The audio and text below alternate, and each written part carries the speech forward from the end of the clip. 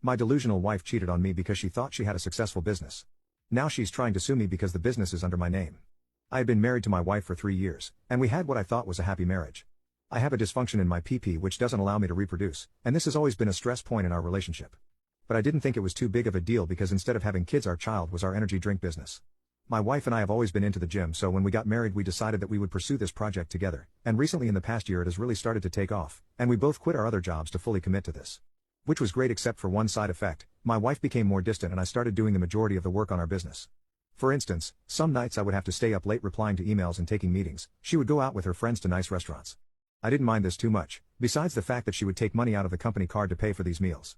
She also began not wanting to talk to me about anything else besides the business. When I would try and suggest going out or doing something together besides work, she would redirect the conversation. This all came to a turning point when she proposed to me a trip to Italy with her friends using the company's money.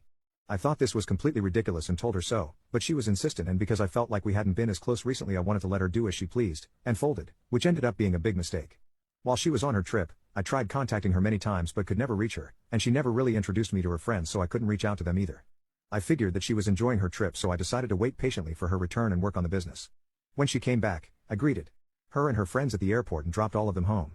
When me and my wife got home, I got us a nice dinner prepared so we could enjoy it like we used to. Her optimistic mood made me think that I made the right decision by letting her go on vacation.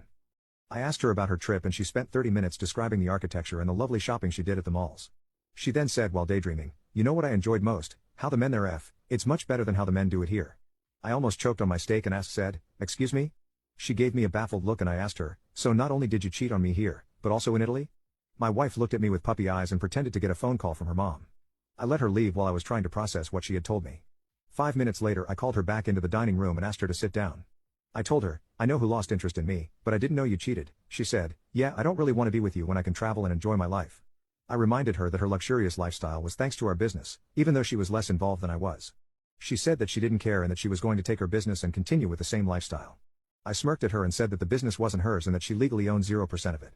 I told her how I never gave her a percentage because I could sense her distancing away from me, and that I wanted to play things safe. I never saw my wife uglier than when she heard me say that.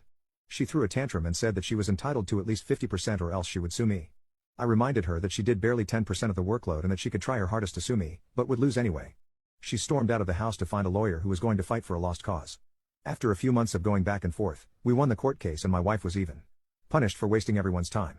After that, my wife was kicked out of my house, and had to give me back all the credit cards under the company name. I can't believe my wife belonged to the streets.